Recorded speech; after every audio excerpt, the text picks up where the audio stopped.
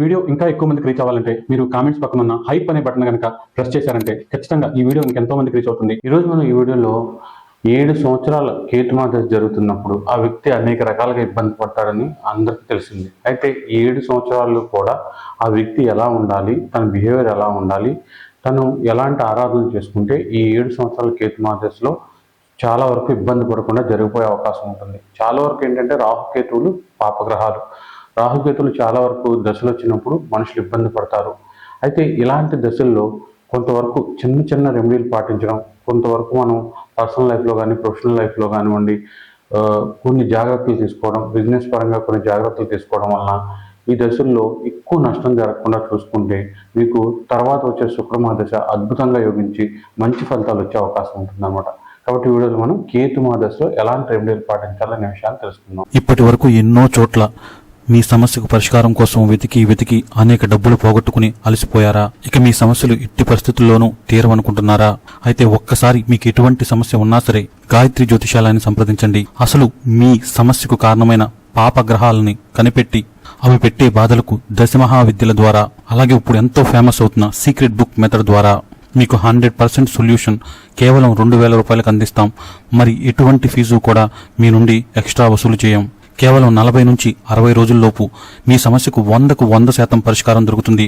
దానికోసం మీరు మీ పుట్టిన తేదీ, పుట్టిన సమయం, పుట్టిన ఊరి వివరాలను 9160803649 అనే నంబర్కు వాట్సాప్ ద్వారా పంపించి గూగుల్ పే లేదా ఫోన్ పే ద్వారా 2000 రూపీస్ పే చేసి స్క్రీన్ షాట్ ని అదే నెంబర్కి వాట్సాప్ ద్వారా పంపండి. కేవలం 10 రోజుల్లోపు ఒకరోజు ముందుగా మీకు టైం ఇన్ఫార్మ్ చేసి ఆ టైంకి మేము ఫోన్ చేసి మీ సమస్యకు పరిష్కారం తెలుపుతాం. 100కు 100% మీ సమస్యకు పరిష్కారం దొరుకుతుంది. గాయత్రి జ్యోతిషం యూట్యూబ్ ఛానల్ ఎంతగానో ఆదరిస్తున్నాం వృశ్చిక రాశి వారందరికీ కూడా మా కృతజ్ఞతలు తెలియజేసుకుంటున్నాం. ఈ రోజు ఈ వీడియోలో బుధమాదశ తర్వాత కేతుమాదశ వస్తుంది. కొంతమందికి అంటే విశాఖ నక్షత్రం వాళ్ళకి చాలా లేటుగా వస్తుంది. అనురాధ నక్షత్రం వాళ్ళకి అసలు కొంచెం తొందరగా వచ్చేస్తుంది. ఇలా జ్యేష్ఠ నక్షత్రం వాళ్ళకి కొంచెం తొందరగా వచ్చేస్తుంది, పాదాలను బట్టి వస్తుంది అనమాట. ఏది ఏమైనప్పటికీ కూడా కేతుమాదశ అనేది ఒక వ్యక్తికి ఆఫ్టర్ 55, ఆఫ్టర్ 60 వస్తే చాలా చాలా మంచిది. ఎందుకంటే Ketu headless planet, spiritual planet. చాలా వరకు కేతుమాదశలు ఏంటంటే మెంటల్ ఫాగ్ అంటారు అనమాట. మైండ్ అంతా కూడా అలా స్తబ్దంగా ఉంటుంది, బుర్ర అంతా కూడా ఏమీ పని చేయకుండా ఉంటుంది, ఆలోచనలు అన్నీ కూడా రకరకాలుగా ఉంటాయి. తను ఏం చేస్తున్నాడో, ఎందుకు బతుకుతున్నాడో అర్థం కాని పరిస్థితులు ఏర్పడే అవకాశం ఉంటుంది. కొంతమంది ఏంటంటే ఒకేలా లగ్నాలు బట్టి ఏమన్నా బలంగా ఉండి కోరికలు ఎక్కువగా ఉంటే ఈ టైంలో బిజినెస్లు చేసేసి బాగా చేద్దాం అనుకుని ఇష్టం వచ్చినట్లుగా తిరిగేసి చాలా వరకు డ్యామేజ్ చేసుకునే అవకాశం కూడా ఉంటుంది. మంచి మంచి బిజినెస్లో ఉన్నవాళ్ళు కూడా కేతుమాదశ వచ్చిన తర్వాత కేతుమాదశలో దాన్ని పట్టించుకోకుండా ముందుకు వెళ్ళడం వలన రోడ్డు మీదకి వచ్చే అవకాశం కూడా ఎక్కువగా ఉంటుంది. కాబట్టి కేతుమాదశలో చాలా వరకు జాగ్రత్తగా ఉండాల్సిందే. దీంతో పాటు ఏంటంటే కేతు ఎఫెక్ట్ అనేది దశ ఉన్న వాళ్ళ మీద కాదు, అంతర్దశే కాదనమాట. మీరు ఎప్పుడైనా సరే మీ డేట్ ఆఫ్ బర్త్ అంతా కూడా మీ మంత్, ఈ డేటు మంత్ అలాగే ప్రెజెంట్ ఇయర్ అనమాట 2026 ఈ మొత్తం యాడ్ చేస్తే 7 వచ్చినా సరే మీకు కేతు ఎఫెక్ట్ ఉందంటే అనమాట. ఇలాంటి టైంలో కూడా మీరు జనరల్గా ఎక్కువ ఆలోచించడం, లేని దాన్ని ఊహించేసుకోవడం, ఏదో జరిగిపోతుందని భయపడడం, హెల్త్ గురించి ఏదైనా చిన్న హార్ట్లో ఇది గ్యాస్ ప్రాబ్లం వచ్చినా హార్ట్కి ఏమైపోద్దాం అని అంటే చిన్న చిన్న వాటికి ఎక్కువగా ఊహించేసుకోవడం, నాకు షుగర్ వచ్చేసినాం, నాకు బీపీ వచ్చినాం, అతి ఆలోచన, మన మీద మనకు నమ్మకం లేకపోవడం. ఏంటంటే గతంలో మీరు ఎంత గట్టివాళ్ళు, గతంలో మీరు సాధించిన విజయాలు ఏవి గుర్తుండవు అనమాట. కేతుమాదశలో అంతా అరైజ్ అయిపోతుంది. నేను ఎందుకు పనికిరానేమో, ఎందుకు బతుకుతున్నా నాకు అర్థం కావట్లేదు, నేను ఎటు ముందుకు వెళ్ళలేనేమో, ఏది పట్టుకున్నా సరే బూడిదైపోతుంది, ఏం చేద్దామన్నా కలిసి రావట్లేదు. ఇలా మన మీద మనకి నమ్మకాన్ని తగ్గిస్తాడు. అలాగే ఏంటంటే మనం ఏ రకంగానూ ఫిట్గా ఉన్నాం అనమాట. మెంటల్గా, ఫిజికల్గా, బిజినెస్ పరంగా, జాబ్ పరంగా ఫిట్గా లేకుండా చేస్తాడనమాట. ఏమీ అర్థం కాదు. మన స్ట్రెంగ్త్స్ ఏమీ కనపడవు అనమాట. ఒకవేళ ఆ స్ట్రెంగ్త్తో ఫైట్ చేద్దామన్నా కుదరని పరిస్థితులు ఏర్పడతాయి. ముఖ్యంగా ఏంటంటే కేతుమాదశలో మనకి ఎంతమంది చుట్టాలు ఉన్నా, ఎంతమంది ఫ్రెండ్స్ ఉన్నా వాళ్ళందరూ ఒక్కొక్కరుగా దూరం అయిపోతారు. అంటే ఏంటంటే వాళ్ళు బిజీ అయిపోవడం, మీకు వాళ్ళు అందుబాటులో లేకపోవడం, కేతు ఒంటరిగా ఉంచేస్తారనమాట. సన్యాసాన్ని ఇచ్చే ప్లానెట్ అనమాట. కాబట్టి ఏంటంటే ఈ కేతుమాదశలో ఏంటంటే ఎవరు మనకి ఫ్రెండ్స్ ఉండరు, ఏమి ఉండరు, ఒంటరిగా ఉండాల్సి వస్తుంది. అలాంటి డబ్బు ఇవ్వడానికి డబ్బు ఇస్తాడు, సంపాదన ఇస్తాడు, అలాగే కష్టాలు ఇస్తూ ఉంటాడు. భార్యాభర్తల మధ్య గొడవలు, చిన్న చిన్న యాక్సిడెంట్లు ఇలాంటివి కూడా ఇస్తాడు. కాబట్టి కేతు మహాదశలో ఖచ్చితంగా జాగ్రత్తగా ఉండాల్సిందే. ఇక రెమెడీస్ విషయానికి వచ్చేసరికి అందరూ చెప్తుంది, నేను చెప్తుంది ఏంటంటే కేతు మహాదశలో కంపల్సరీ ధ్యానం చేయడం అలవాటు చేసుకోవాలి. మెడిటేషన్ పొద్దున పావుగంట అరగంట, సాయంత్రం పావుగంట అరగంట ధ్యానం చేసి అలవాటు చేసుకోవాలి. ఆ ధ్యానం ఏ టైప్ ఆఫ్ అయినా పర్లేదు, ధ్యానం చేయడం, శ్వాస మీద ధ్యాస, ఇలా రకరకాలు ఉన్నాయి కదా, ఆ ధ్యానాలు ఏదో ఒకటి అలవాటు చేసుకోవాలి.